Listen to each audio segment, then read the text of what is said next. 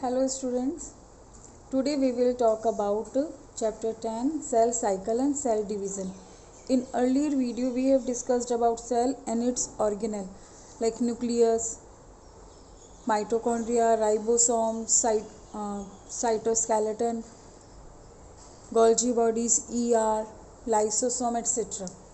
Now we will see what is cell cycle and cell division. The definition of cell cycle is when a cell divides into two daughter cell.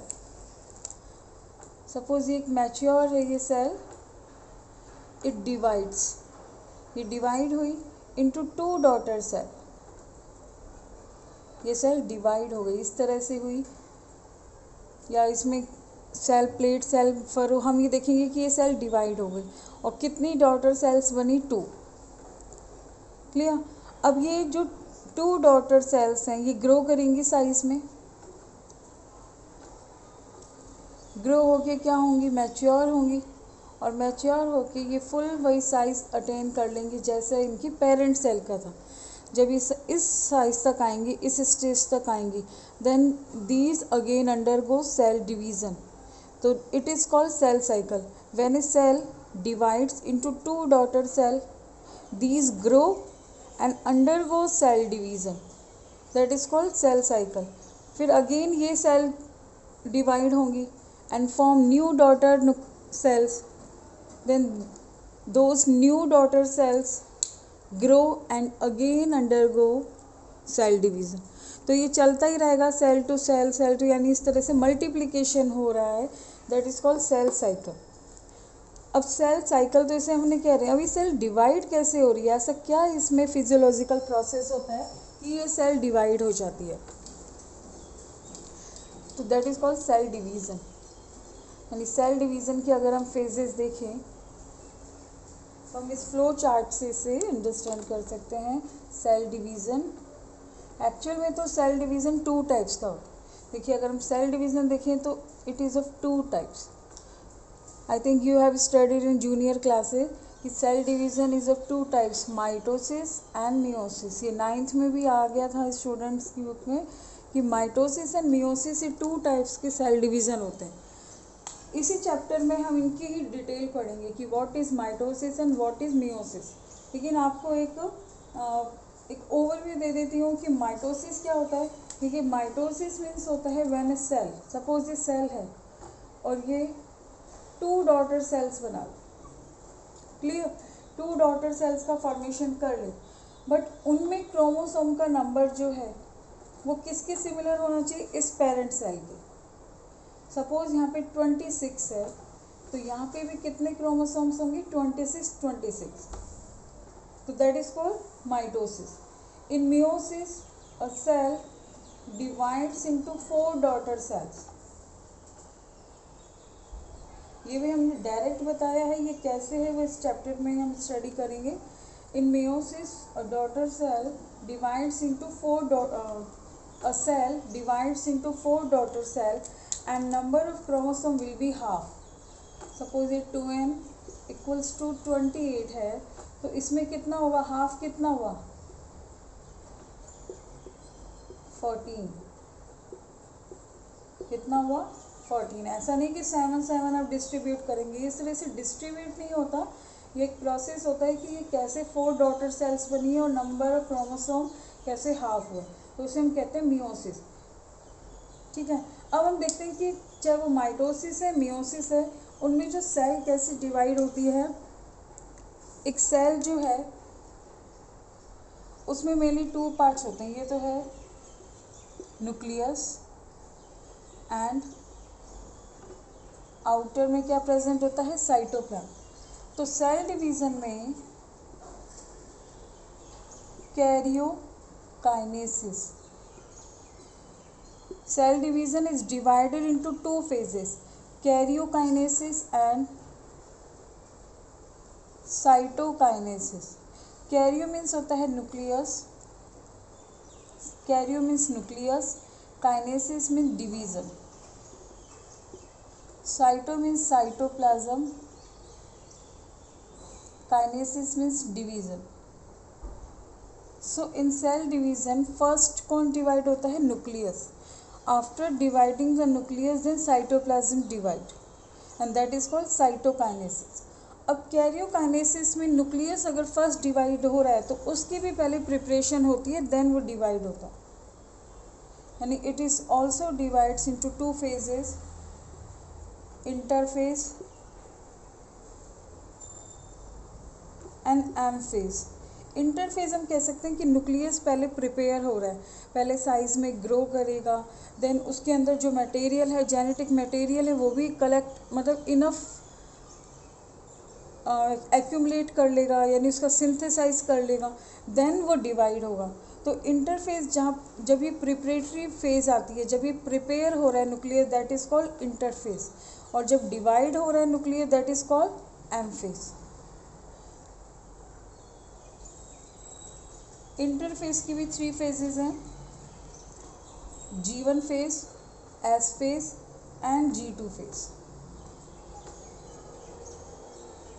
Clear? This phase is also known as interphase, is also known as resting phase. Actual में ये resting phase नहीं है, ये सबसे ज़्यादा active phase है, but ये divide होने से पहले आ रही है, इसलिए इसे कह रहे हैं रेस्टिंग फेज. बट ये सबसे एक्टिव फेज है बिकॉज इसमें प्रिपरेशन हो रही है डिवीज़न की, न्यूक्लियस डिवीज़न की प्रिपरेशन किस में होती है? इंटरफेज में. फिर आता है नेक्स्ट एम फेज. देखिए एम फेज में अब ये न्यूक्लियस डिवाइड होगा. न्यूक्लियस क्या होगा? डिवाइड होगा. इसके अंदर जो क्रोमोसोम्स हैं they will also divide. M phase is divided into 4 sub phases: prophase, metaphase, anaphase and telophase.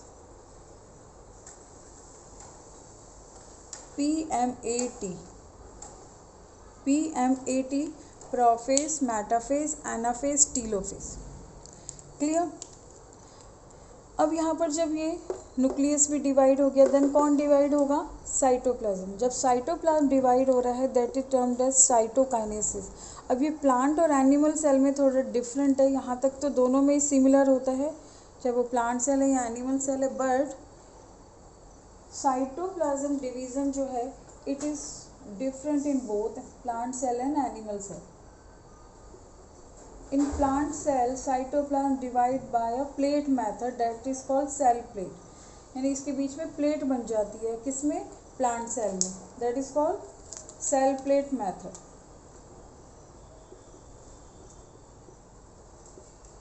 In animal cell, cytoplasm divide by a furrow, that is called cell furrow method. इसमें shrink हो जाएगी ये जो plasma cell membrane है, ये shrink हो जाएगी और क्या होगा? साइटोप्लाज्म डिवाइड हो जाएगा. उसे हम कहेंगे सेल फरो मेथड. इस चैप्टर में हम ये पूरा हमने ये स्टडी करेंगे, क्या होती है इंटरफेस, G1 क्या है, प्रोफेज क्या है, ये सब. Clear? First we will see karyokinesis, means nucleus division. Cell division में फर्स्ट हम पढ़ रहे हैं karyokinesis, means division of nucleus. It is divided into 2 phase. First is interphase. Interphase is non dividing phase. Interphase में कोई division नहीं होगा.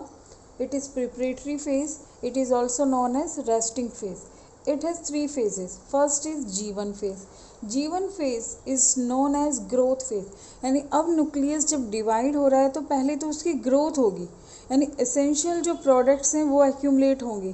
तो पहले न्यूक्लियस क्या करेगा? प्रिपेयर होगा. That is called growth phase 1 and gap 1 period. In this phase nucleus grows, cell size increases.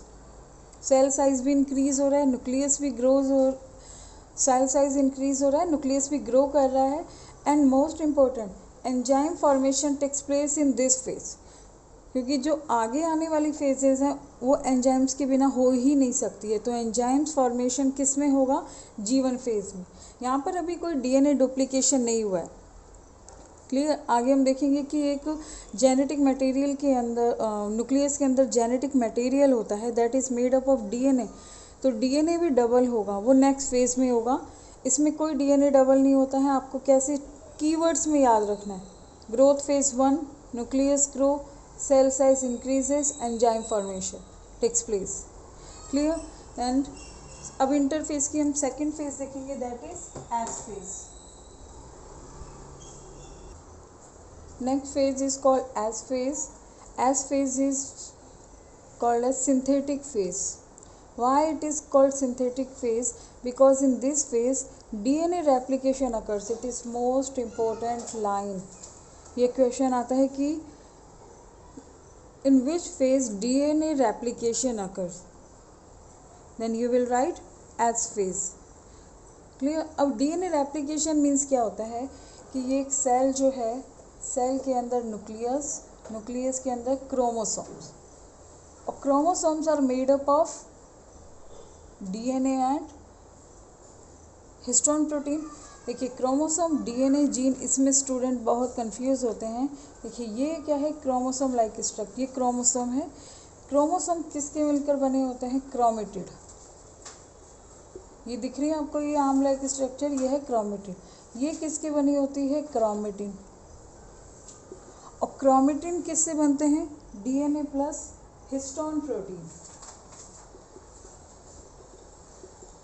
हमने यहाँ लिख दिया से प्रोटीन, डीएनए है प्रोटीन, और प्रोटीन भी कौन सा है, तो आप लिख सकते हैं हिस्टोन प्रोटीन। उससे मिलकर बनता है डीएनए, क्रोमेटिन, और क्रोमेटिन से मिलकर बनता है क्रोमेटिड, और क्रोमेटिड से मिलकर बनते हैं क्रोमोसोम। अब यहाँ पर डीएनए चाहिए। यहाँ पर क्या होता है, इस फेज में डीएनए रेप्लिकेशन होता है कि एक जो ये डीएनए है डबल स्ट्रैंडेड, इसके ये दोनों स्ट्रैंड जो हैं ये पहले क्या हो जाते हैं, ऐसे सेपरेट हो जाते हैं, और एक ईच स्ट्रैंड एक न्यू स्ट्रैंड ड्रॉ बना लेता है, that is called DNA replication. यहाँ से ये सेपरेट हो जाता है, तो 1 डीएनए से कितने डीएनए बन गए, 2 DNA, that is called DNA replication. This DNA replication occurs only in S phase, not in G1, not in G2. This replication duplication process occurs in S phase. This phase commits the cell division. It means कि G1 phase में जब कोई cell होती है तो कोई surety नहीं होती है कि वो सेल डिवाइड होगी या नहीं होगी, बट जैसे ही एस फेज में आती है, यानी एस फेज में डीएनए रेप्लिकेशन हो गया, so this phase commits cell division, कि अब सेल डिवीज़न होके ही रहेगा। ये श्योरिटी हो जाती है कि सेल डिवीज़न अब होगा, यानी सेल डिवाइड होगी। तो इस फेज में क्या हो रहा है, तो क्रोमोसोम नंबर तो वही रहेगा। देखिए क्रोमोसोम नंबर तो वही है, जैसे अभी इसमें कितने क्रोमोसोम विजिबल हैं, 2, तो क्रोमोसोम नंबर नेक्स्ट में भी 2 ही होंगे, ना कि डबल हो रहे हैं। बट हो क्या रहा है, इसमें सिर्फ डीएनए जो है वो रेप्लिकेट हो रहा है। तो डीएनए रेप्लिकेट हो रहा है तो वो क्रोमेटिन बना रहा है, और क्रोमेटिन बना रहा है तो वो एक क्रोमेटिड बनाएगा। अभी भी क्रोमोसोम कितने हैं, 2, ना कि 4। क्लियर। तो DNA replication occurs in this phase and chromosome number remain same. ये लाइन भी याद रखना, स्टूडेंट्स कंफ्यूज हो जाते हैं। डीएनए रेप्लिकेशन हो रहा है, इट मीन्स यहाँ पे क्रोमोसोम भी डबल हो रहे हैं। नो, क्रोमोसोम तो वही रहेंगे, बट डीएनए का डुप्लीकेशन हो रहा है। ये क्रोमोसोम नंबर 1 है, ये भी क्या है, क्रोमोसोम नंबर 1 ही है, सिर्फ एक क्रोमेटिड एक्स्ट्रा हो गया, यानी क्रोमेटिड क्रोमेटिड यहाँ पर ये काइनेटोकॉर से अटैच हो गए। तो यहाँ हम एक लाइन और ऐड कर सकते हैं कि क्रोमेटिड क्रोमेटिड अटैच विथ काइनेटोकॉर। तो कैसे बन जाएगी ये स्ट्रक्चर, इस तरह से, ये बन गया काइनेटोकॉर। क्लियर। तो जीवन फेज में क्या हुआ था, एंजाइम फॉर्मेशन हुआ था, यानी ये डीएनए रेप्लिकेशन बिना एंजाइम के तो पॉसिबल ही नहीं है। यहाँ पे कुछ भी नहीं बनेगा अगर एंजाइम नहीं हुए। इस डीएनए रेप्लिकेशन के लिए जो रिक्वायर एंजाइम थे वो फॉर्म हुए थे जीवन फेज में। जीवन फेज में न्यूक्लियस ने अपना साइज भी इंक्रीज़ किया था, सेल साइज भी इंक्रीज़ हुआ था। एस फेज में डीएनए रेप्लिकेशन हुआ, this phase commit the cell division and chromosome number remains same. Clear. And next phase is G2 phase. G2 phase is called as second growth phase or gap 2 phase. This is also called post synthetic phase. Post synthetic means synthesis phase. DNA synthesize हुआ था किसमें, S phase में. After S phase ये G2 phase आती है. Post means after, यानी synthetic phase के after जो फेज आ रही है that is G2 phase. So it is called post synthetic phase. Pre synthetic phase कौन सी थी, G1 फेज, जो सिंथेसिस से पहले थी. Post synthetic phase is G2 phase. In this phase mRNA and protein formation take place. mRNA देखो DNA किस में बना, DNA सिंथेसाइज हुआ G2 S फेज में. सॉरी, DNA किस में सिंथेसाइज हुआ, S फेज में. अब DNA से किसका फॉर्मेशन होता है, mRNA का. एंड mRNA से किसका सिंथेसाइज होता है, प्रोटीन का. So DNA synthesize in S phase and mRNA and protein synthesize in G2 phase. mRNA क्या होता है, we know DNA is genetic material and DNA collects all the genetic information जो हमारे पेरेंट्स से उसमें आई है. DNA में सारी इन्फॉर्मेशन किसके पास होती है, DNA पर. बट DNA क्या है, डायरेक्टली एक्सप्रेस नहीं करता वो इन्फॉर्मेशन एक्सप्रेस होना मीन्स प्रोटीन बनना. प्रोटीन बना मतलब ये सारी इन्फॉर्मेशन थी वो एक्सप्रेस हो गई. ये तो एक कोडिंग होती है DNA पर, तो कोडिंग होती है. जो DNA एक्सप्रेस करेगा कोई भी फीचर है कि भाई नोज शेप ऐसी बनी है या इस तरह की बनी है नोज़, ईयर ऐसा बना है, लिप्स ऐसे बने हैं, तो ये किस से हमें पता लगेगा, उस फीचर्स किस में एक्सप्रेस होते हैं, प्रोटीन में. लेकिन DNA डायरेक्टली वो फीचर्स एक्सप्रेस नहीं करता. वो एक बीच में एक मीडिएटर, एक स्ट्रक्चर और बनाता है that is called messenger RNA, mRNA. तो DNA से पहले किसका फॉर्मेशन होता है, mRNA का. देन mRNA क्या फॉर्म करता है, प्रोटीन. आप कहोगे मैम राइबोसोम बनाता है प्रोटीन, तो यस, प्रोटीन तो बनाता है राइबोसोम ही. mRNA मतलब राइबोसोम पर ही बनता है और राइबोसोम इस तरह से अटैच हो जाता है mRNA के बिटवीन. राइबोसोम जो है ये इस तरह से mRNA को अपने बीच में ले लेता है, both unit, large unit small unit, और इसके बिटवीन क्या है, mRNA. और फिर क्या सिंथेसाइज होता है, प्रोटीन. ये सारा प्रोटीन किस में बन रहा है, इस राइबोसोम पर. क्लियर. तो यहाँ पर क्या हो रहा है, इस फेज में mRNA एंड प्रोटीन फॉर्मेशन हो रहा है G2 फेज में. लेकिन ये साइटोप्लाज्म में जाके होता है, ये न्यूक्लियस के अंदर नहीं हो रहा. mRNA और प्रोटीन का फॉर्मेशन किस में होता है, साइटोप्लाज्म.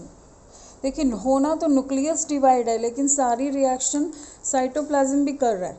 साइटोप्लाज्म में भी ये सब काम हो रहा है. और DNA सिंथेसाइज किस में हो रहा था, DNA सिंथेसाइज होता है न्यूक्लियस में. देखिए कंफ्यूज मत होना.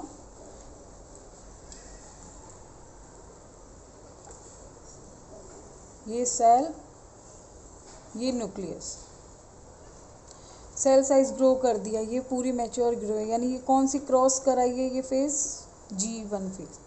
अब न्यूक्लियस में DNA का सिंथेसाइज हो रहा है. DNA यहाँ पर होता है, तो DNA से DNA किस में बन गया, न्यूक्लियस में. अब DNA से mRNA भी किस में बनता है, ऑब्वियसली न्यूक्लियस में, क्योंकि DNA कहाँ है, न्यूक्लियस के अंदर. तो mRNA भी किस में बना, न्यूक्लियस के अंदर. आपको पता है न्यूक्लियर मेम्ब्रेन में ऐसे पोर्स होते हैं, ये mRNA बाहर आ गया. ऐसे कौन मिला यहाँ पर, राइबोसोम. ये mRNA बाहर आ गया, इसे मिला राइबोसोम. राइबोसोम मिलते ही इसने कौन सा काम स्टार्ट कर दिया, प्रोटीन फॉर्मेशन. तो ये दोनों किस में हुई है, एक फेज तो न्यूक्लियस में होती है mRNA का फॉर्मेशन, और mRNA comes out of the nucleus and form protein. This phase G2 phase.